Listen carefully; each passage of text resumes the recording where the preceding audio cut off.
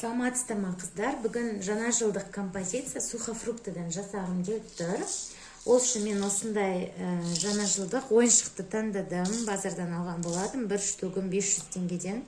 И мына жерде свет жанатын кнопочкасы бар. Бірақ оны жақпай осы күйінше букетті жинайтын боламын. Мен оған инжир, чернослив, грек жаңғағы, манго, мынандай 4 бұрышты, және турецкий курага и осындай құрма, тунис құрмасын таңдадым. Осы сары, яғни оттенктарда, как апельсин, жаңа жылдық тематика болсын деп. И осы ойыншықты декор ретінде қосып, біз жаңа жылдық әдемі композиция жасайтын боламыз. Алдымен қазір ойыншықты шпажкаға қыстырып алайын. Бізге білесіздер 30 сантиметрлік шпажка керек.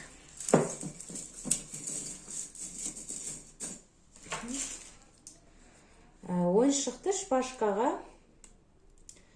дәл осы букеттің ортасына, мысалы, кейін жаңа жыл біткен соң уже ортасына мед қойсаңыздар болады, лимон қойсаңыздар болады. Жалпы композицияны просто техниканы үйреніп алсаңыздар, қыздар, негізі любой букетті жасай бересіздер. Жасалуы букеттердің оңай, просто осы техникаларды үйреніп алсаңыздар. И әр мейрамға сай етіп, осындай, мысалы, декор, бірдеңкелерді қосып жібересіздер. И сол мейрамға сай букетті шығара саласыздар. Жалпы қазір спираль техникасымен букетті жинайтын боламыз.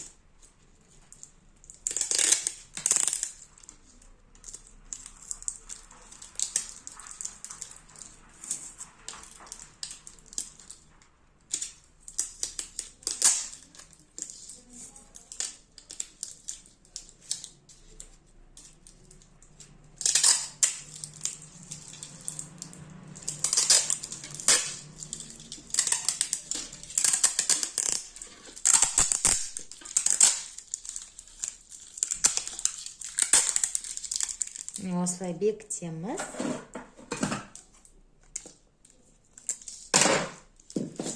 Және осы 4 шпажка біріккен жерді скотчтап қоямыз. Жақсы беріп қалу үшін.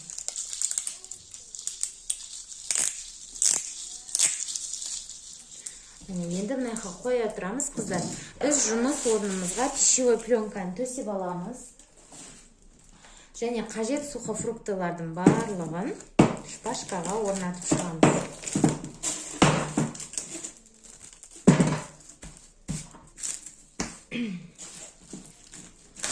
Осылай өзіңіз жұмыс жасайтын жерді төсеп аласыздар да. Жұмыс жасап болған соң пленканы алып тастай саласыздар и жұмыс орындарыңыз таза болып тұрады. Ары қарай упаковка орай бересіздер. Егер мынаны төсемесеңіздер, қолдарыңыз жұмыс орны сірне болып, сіздерге жұмыс жасауға қиындық тудыратын болады. Сухофруктымен жұмыс жасағанда обязательно қолдарыңызға перчатка киіп алғандарыңыз жақсы. Осылай шпажкаға орнатар кезде, себебі әр жемісті ұстаған сайын қолдарыңыз сірне болып, тоже жұмыс жасау қиындау болады, қыздар. Қазір енді әр сухофруктыдан 10-15-тен өткізіп шығамын. Кейін букет жинау барысында уже формасын келтіріп, қайсы артық, қайсынан тағы саламыз, өзім ары қарай тағы да шпажкаға орната береміз. Ең алдымен былай примерно 10-15 штуктан қазір салып аламын. Міне жаңғақты осылай астында мынандай санлау.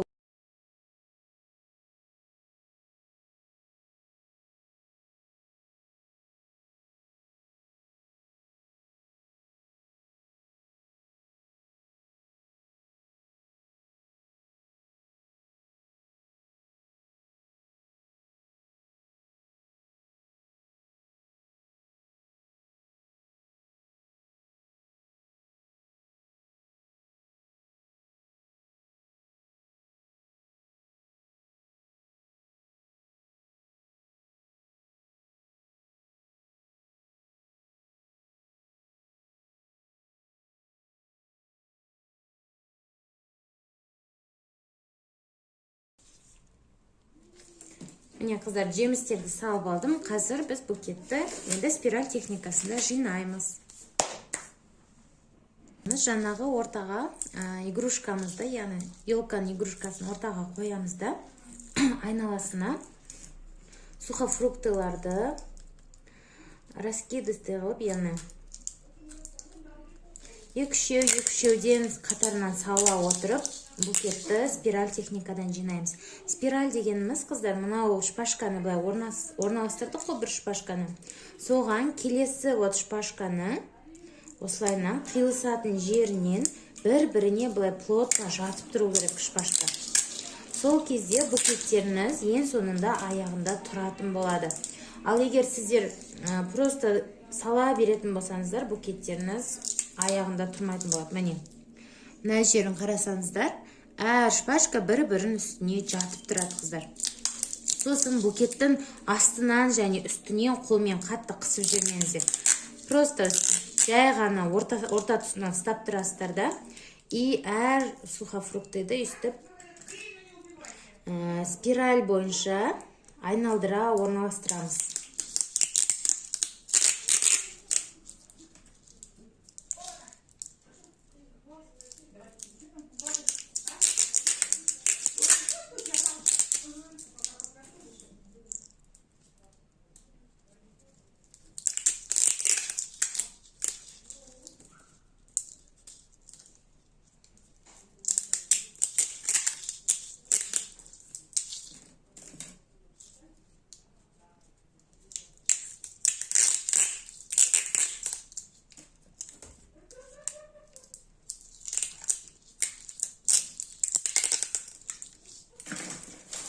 Мен манголарды салуды ұмытып, манголарды да шпажкаға орналастырып алайық.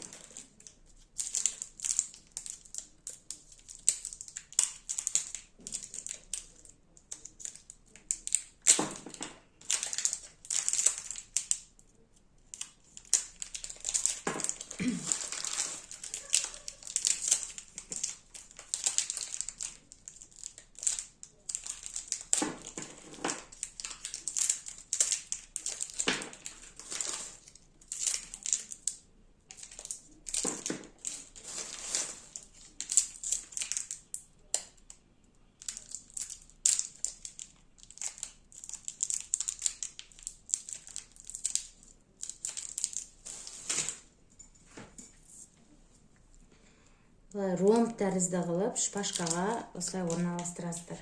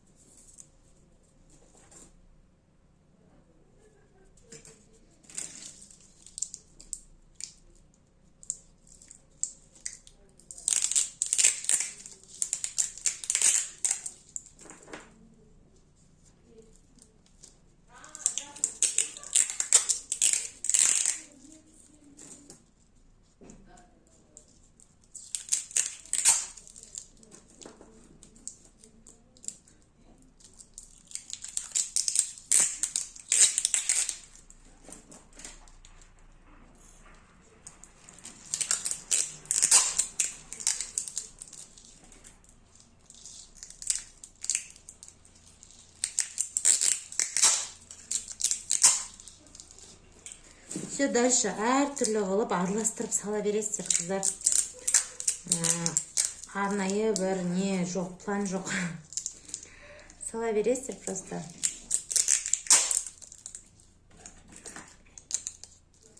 жаңғақтарды әр жеріне бір симметрично салуға тырысыңыздар. Мысалы, кейін нені ашқан кезде, букетті общий түрін қараған кезде, жаңғақ әр жерде тұрса, біз оны қазір золотисты кондуримен бояймыз.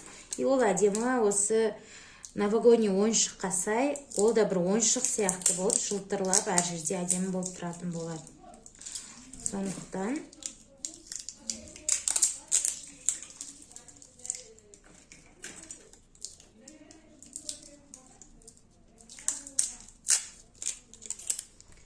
мен қазір 2 жеміс сайын жаңғақты салып шығайын, екінші қатарға.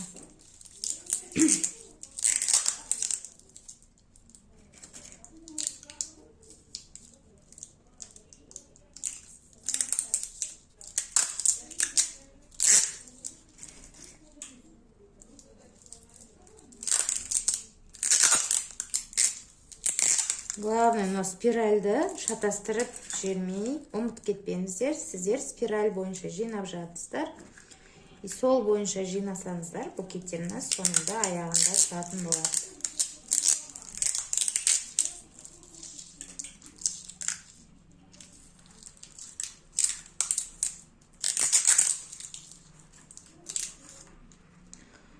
Арасына нобельс қосып жіберсеңіздер болады. Ол елканың бұталары. Мен вообще нобельсті бұл жол қоспаймын. Бекерге растение өліп қалатын сияқты маған, сондықтан мен тек осылай жеуге болатын қажет заттарды ғана букеттерге пайдаланғанды жөн көрдім. Жалпы елдер қосып жатыр. Сіздер қосқыларыңыз келсе, тоже арасына қосып жіберсеңіздер, ол новогодний тематиканы келістіріп тұрады да, елканың бұтасы. Или искусственный түрін алсаңыздар болады.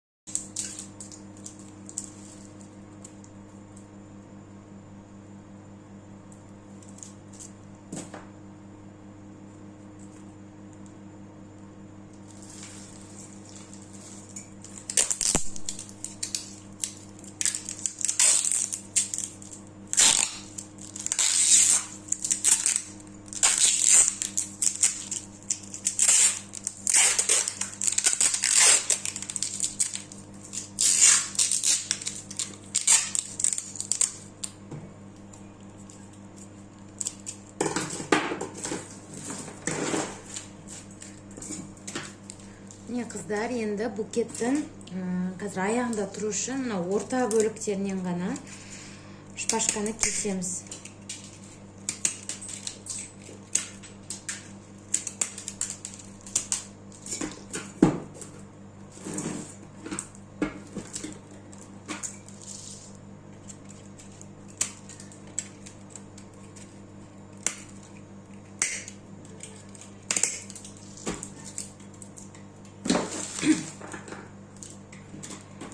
Міне букетіміз аяғында тұрды. Формасын текстеп шығамыз. Және слюда қағазымен бетін жауып қоямыз қыздар. Сол кезде сухофруктыларымыз кетпей, әдемі күйінше ұзағырақ сақталады. Яғни 2-3 ай тұрады. Бірақ егер жемістеріңіз ылғалды болса, бұзылып кетуі мүмкін. Барынша ертерек сатылғаны жақсы. Салқындау жерде 2-3 ай тұра бересіздер. Осылайынан етіп жабамыз.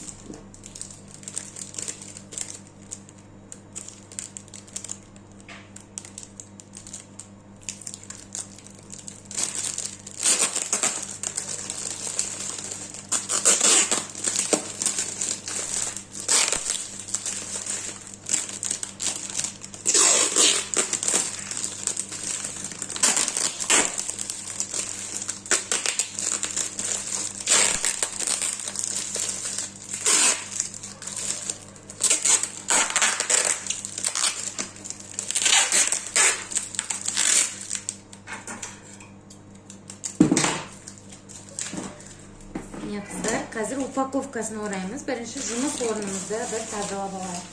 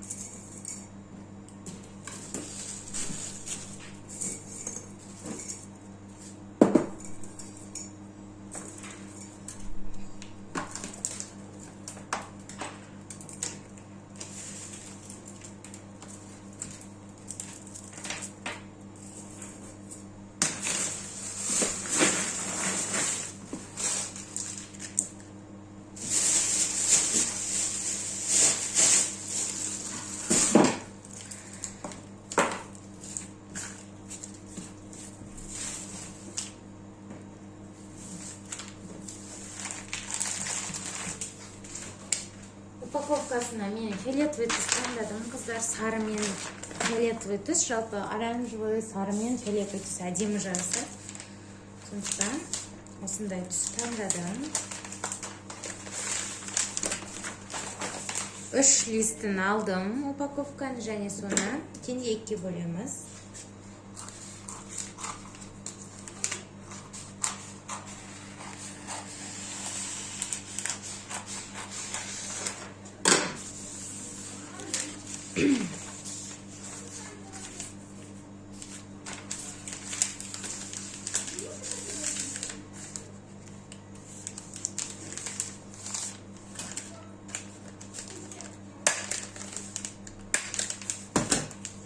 Осылайынан етіп дайындап аламыз қағаздарымызды.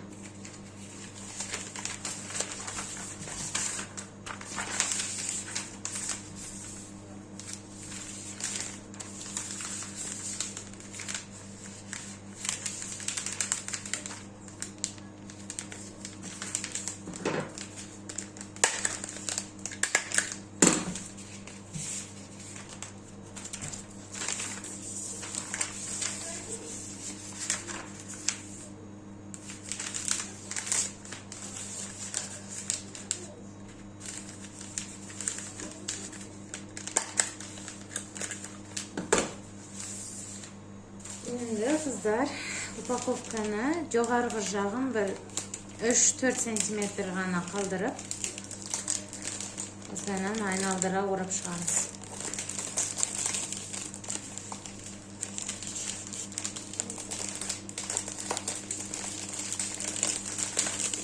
Бірінші осылай қолмен орналастырып алайық, сосын айналдыра скотчтаймыз.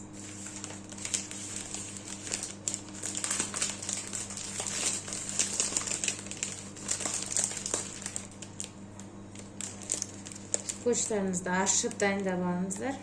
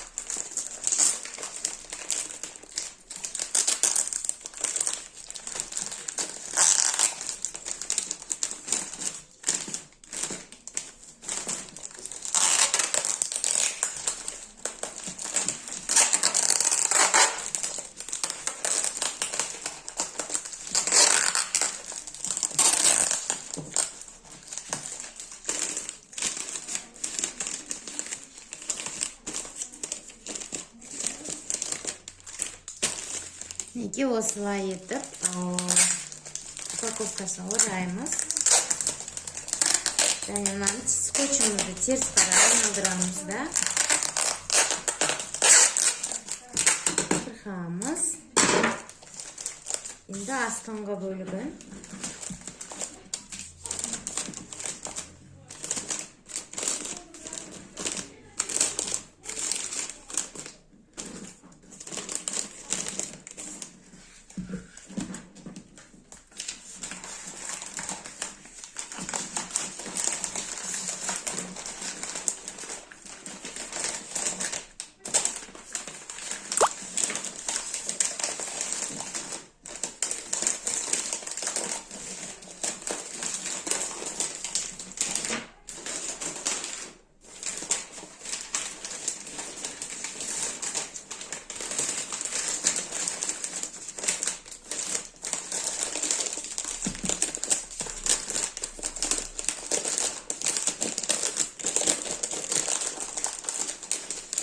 осылайынан етіп қағазды жауып, белінен қазір лентамен байлаймыз.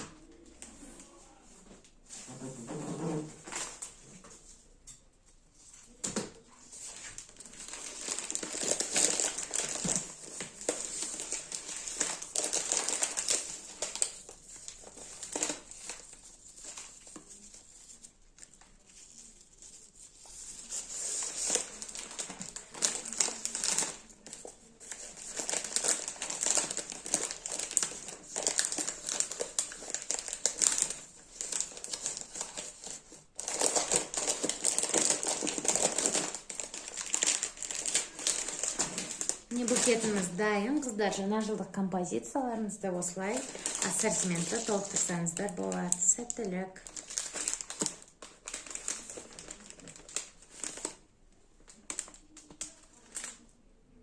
Қыздар, мен мына букетті жинағанда орехтердің бетіне кондуринді жағуды ұмытып кетіпті.